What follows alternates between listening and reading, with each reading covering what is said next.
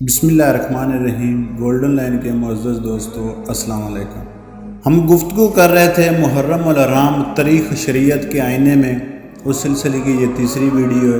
محرم کی عظمت قرآن سے ثابت ہے یا حضرت حسین رضی اللہ تعالیٰ عنہ کی شہادت سے؟ بہت سے لوگوں کا خیال یہ ہے کہ ماہ محرم یا 10 محرم کو جو فضیلت حاصل ہے وہ حضرت حسین اور ان کے دیگر جانثار شہدائے کربلا رضی اللہ عنہم کی شہادت کی وجہ سے ہے۔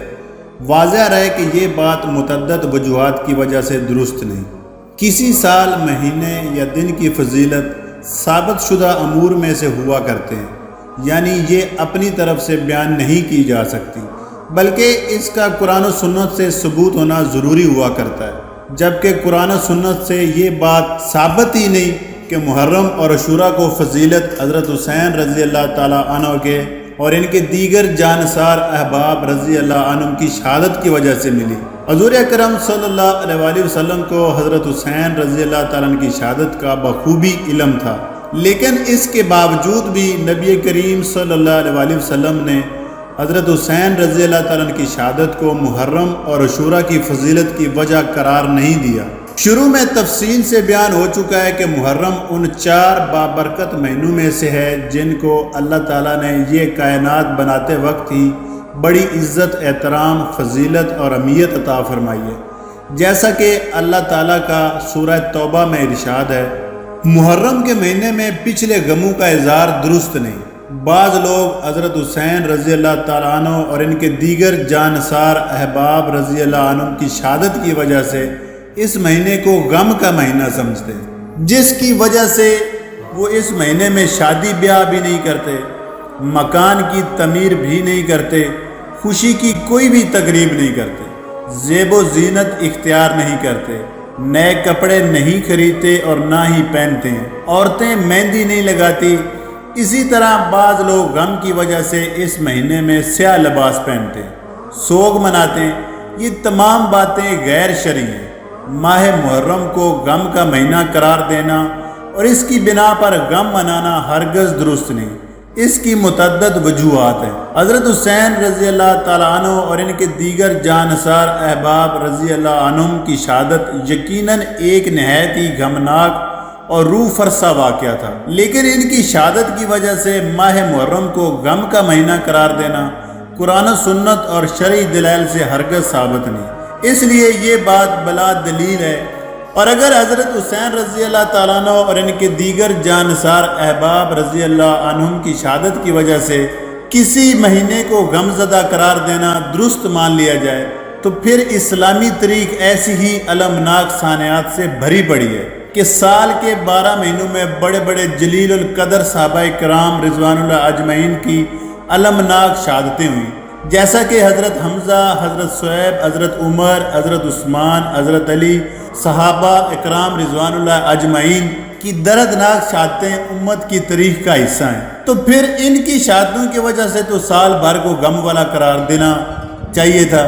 ظاہر ہے کہ اسے کون تسلیم کر سکتا ہے، بلکہ سرکار دو عالم صلی اللہ علیہ وآلہ وسلم کے وصال کے واقعے کے مقابلے میں امت کے لیے کون سا بڑا سانحہ ہو سکتا ہے؟ لیکن اس کی وجہ سے بھی ربیع الاول کو غم والا مہینہ قرار دے کر سوگ کے احکام جاری کرنا کہیں سے ثابت نہیں۔ کسی شخص کی وفات پر اس کے عزیز و اقارب کے لیے سوگ منانے کا حکم یہ ہے کہ سوگ 3 دن تک ہونا چاہیے۔ 3 دن کے بعد بھی سوگ منانا دین میں ثابت نہیں۔ البتہ جس عورت کا شوہر فوت ہو جائے اور وہ حاملہ نہ ہو تو اس کا سوگ 4 ماہ 10 دن تک ہے، لیکن اگر وہ حاملہ ہو تو اس کا سوگ بچے کی پیدائش تک ہے۔ اس لیے 3 دن کے بعد سوگ منانا شریعت کے خلاف ہے۔ صحیح بخاری کی حدیث ہے۔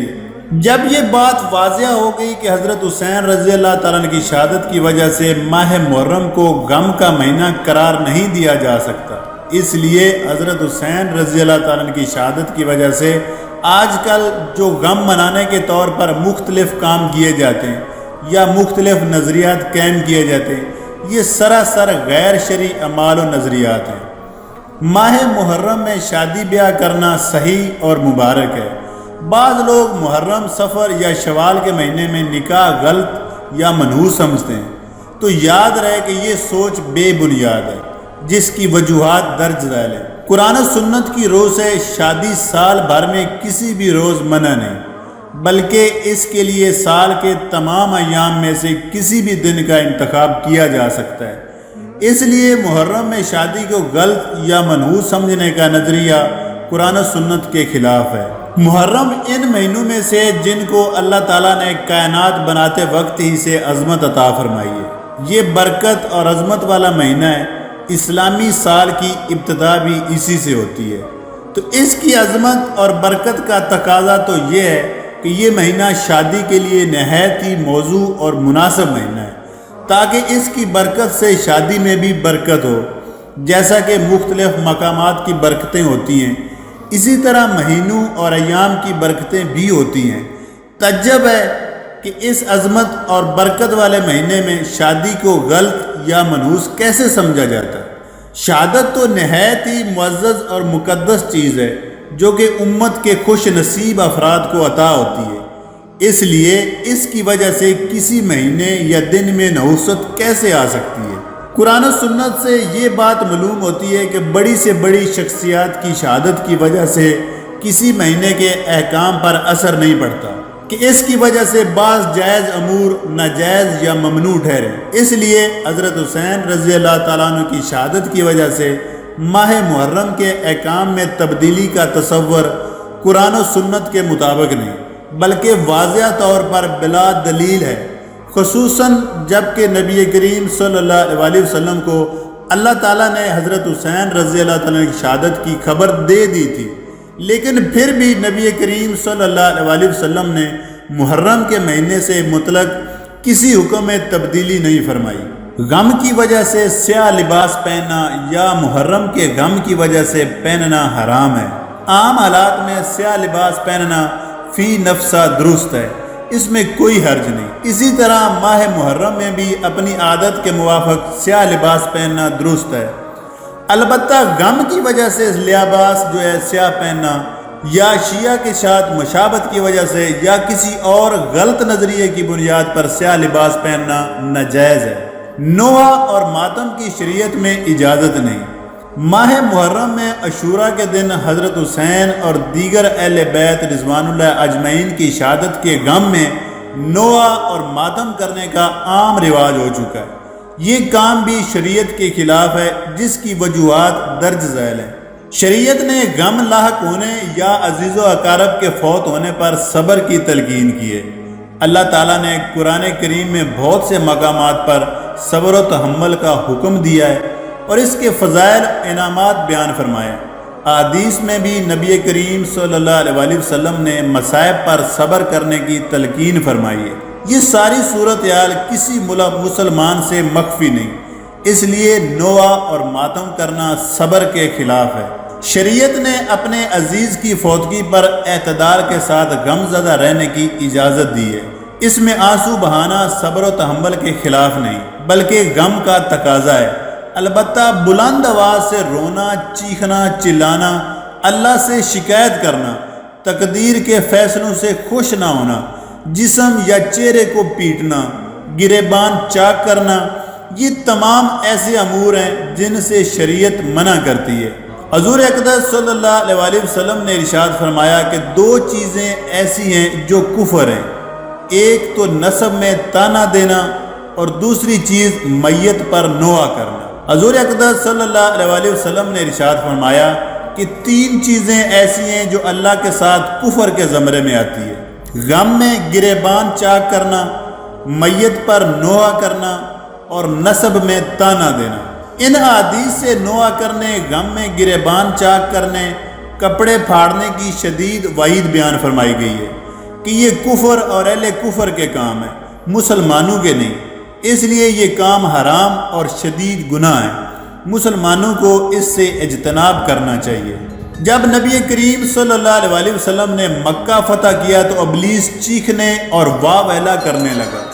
اس کا لاؤ لشکر اس کے پاس آ کر جمع ہوا تو ابلیس نے کہا کہ تم اس بات سے مایوس ہو جاؤ کہ آج کے بعد امت محمدیہ کو شرک میں مبتلا کر پائیں گے، لیکن تم ان کے دین میں ان کو فتنے میں مبتلا کرو اور ان میں نوحہ پھیلا دو۔ معلوم ہوا کہ مسلمانوں میں نوحہ پھیلانا ابلیس کی چاہت ہے۔ اس سے نوحہ کرنے کی شدید مذمت ثابت ہوتی ہے کہ اس سے شیطان خوش ہوتا ہے۔ ایک اور جگہ نبی کریم صلی اللہ علیہ وسلم کی حدیث ہے کہ وہ ہم میں سے نہیں جو مصیبت کے وقت چہرے کو پیٹے، گریبان کو پھاڑے اور جاہلیت جیسا واویلا اور نوحہ کرے۔ نبی کریم صلی اللہ علیہ وسلم نے ارشاد فرمایا کہ جاہلیت کی 4 چیزیں ایسی ہیں جو میری امت نہیں چھوڑے گی: اپنے حسب نسب پر فخر کرنا، دوسروں کے نسب پر طعن کرنا، ستاروں سے بارش طلب کرنا، میت پر نوحہ کرنا۔ نوحہ کرنے والی عورت اگر توبہ کیے بغیر مر جائے تو اسے قیامت کے دن اس حال میں پیش کیا جائے گا کہ اس پر تارکول کا کرتا اور خارش والی قمیض ہوگی۔ حضور اکرم صلی اللہ علیہ وسلم نے ارشاد فرمایا کہ میں نے 2 احمق اور فاجر آوازوں سے منع کیا ہے، ایک تو مصیبت کے وقت چیخنا، چہرہ نوچنا اور گریبان پھاڑنا، اور دوسری شیطانی مرثیہ خوانی۔ حضور اکرم صلی اللہ علیہ وسلم نے لعنت فرمائی ہے اس شخص پر جو مصیبت کے وقت سر منڈوائے، چہرہ پیٹے یا کپڑے پھاڑے۔ حضور اکرم صلی اللہ علیہ وسلم نے ارشاد فرمایا کہ فرشتے اس عورت پر نماز جنازہ نہیں پڑھتے جو مصیبت کے وقت نوحہ کرنے والی ہو اور واویلا کرنے والی ہو۔ نبی کریم صلی اللہ علیہ وسلم کا ارشاد ہے کہ 2 آوازیں دنیا میں بھی ملعون ہیں اور آخرت میں بھی: خوشی کے وقت موسیقی اور مصیبت کے وقت واویلا اور نوحہ کرنا۔ مذکورہ تمام احادیث مبارکہ سے واضح طور پر مصیبت کے وقت نوحہ کرنے، چیخنے چلانے، واویلا کرنے، جاہلیت جیسی باتیں کرنے، گریبان اور کپڑے پھاڑنے، سر منڈوانے، چہرہ پیٹنے، چہرہ نوچنے اور ماتم کرنے جیسے تمام غیر شرعی کاموں کی شدید مذمت اور ان سے متعلق سخت وعیدیں بیان فرمائی ہیں۔ نیز اس سے یہ بھی معلوم ہو جاتا ہے کہ نوحے پر مشتمل مرثیے پڑھنا، ایسے پروگرام نشر کرنا، ان کاموں کے لیے جلسے منعقد کرنا، ایسی پوسٹیں شیئر کرنا، ان مجالس میں شرکت کرنا، ان کی تعریف اور حوصلہ افزائی کرنا، ان امور کے لیے چندہ دینا یا کسی اور طرح کا تعاون کرنا سب نجائز اور گناہ کے کام ہیں۔ ان احادیث کو مد نظر رکھنے کے بعد کوئی بھی مسلمان مرد یا عورت ان مذکورہ بالا امور کی ہمت نہیں کر سکتا۔ ماہ محرم کی بدعت اور خرافات۔ بعض لوگ محرم میں خصوصاً 9ویں اور 10ویں محرم کو سبیلیں لگا کر دودھ یا شربت پلاتے ہیں، حلیم، چاول یا دیگر کھانے پکا کر تقسیم کرتے ہیں۔ یہ تمام تر چیزیں بدعت کے زمرے میں آتی ہیں جن سے اجتناب کرنا ضروری ہے، جس کی وجوہات درج ذیل ہیں۔ اگر ان سے مقصود اپنی ذات کے لیے صدقہ دینا ہے تو واضح رہے کہ صدقہ سال بھر میں کسی بھی دن دیا جا سکتا ہے اور صدقے میں کوئی بھی جائز چیز دی جا سکتی ہے، لیکن اس کے لیے مہینے یا دن خاص کرنا یا صدقے میں کوئی چیز خاص کرنا شریعت کے خلاف ہے۔ اگر ان کاموں سے مقصود شہدائے کربلا کے لیے ایصال ثواب ہے تو واضح رہے کہ ایصال ثواب کے لیے نہ تو کوئی دن یا مہینہ خاص ہے، نہ صرف صدقہ دینا ہی ضروری ہے اور نہ ہی صدقے میں کوئی خاص چیز دینا ضروری ہے۔ اس لیے ایصال ثواب کے لیے بھی مہینہ یا دن خاص کرنا یا ایصال ثواب میں کوئی چیز خاص کرنا شریعت کے خلاف ہے۔ بعض لوگ یہ چیزیں اس لیے تقسیم کرتے ہیں تاکہ شہدائے کربلا خوش ہوں، تو اگر اس سے مراد ایصال ثواب پہنچا کر ان کو خوش کرنا ہے تو اس کا حکم بیان ہو چکا، اور اگر ان کا تقرب حاصل کرنا مقصود ہو، جیسا کہ بت پرست اپنے بتوں کا تقرب حاصل کرنے کے لیے بہت سے کام سر انجام دیتے ہیں، تو یہ غیر اللہ کو خوش کرنے کی خاطر نیکی کرنے کے زمرے میں آتا ہے، جو کہ حرام اور نہایت ہی خطرناک کام ہے۔ بعض لوگوں کا عقیدہ یہ ہے کہ چونکہ شہدائے کربلا پر پانی بند کر دیا تھا اس لیے پیاس کی حالت میں ان کی شہادت ہوئی، اس لیے یہ سبیل کا پانی اور شربت ان تک پہنچتا ہے۔ تو واضح رہے کہ اول تو پانی پہنچنے کا عقیدہ ہی شرعی اور عقلی دونوں اعتبار سے بے بنیاد ہے۔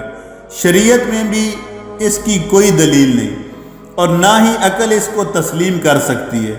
دوسرا یہ کہ شہدائے کربلا کی شہادت پیاس کی حالت میں ہونے سے یہ کہاں ثابت ہوتا ہے کہ وہ اب تک پیاسے ہوں گے، بلکہ تعجب ہے ان شہدائے کربلا کے ساتھ محبت کا دعویٰ کرنے والوں پر۔ ایک طرف تو ان کے لیے شہادت کا اعلیٰ سے اعلیٰ مرتبہ تسلیم کرتے ہیں اور پھر دوسری طرف ان کو پیاسا بھی مانتے ہیں، تو کیا شہادت کی وجہ سے ان کو جنت کے جام طہور عطا نہ ہوئے ہوں گے؟ کیا وہ جنت کی نعمتوں سے لطف اندوز نہیں ہوئے ہوں گے؟ بہرحال یہ بے بنیاد بات ہے۔ خلاصہ کلام یہ ہے کہ ماہ محرم خصوصاً 9ویں اور 10ویں محرم کو خصوصیت کے ساتھ سبیلیں لگا کر دودھ یا شربت پلانا، حلیم، چاول یا دیگر کھانے پکا کر تقسیم کرنا، یہ تمام تر چیزیں بدعت کے زمرے میں آتی ہیں جن سے اجتناب کرنا بہت ضروری ہے۔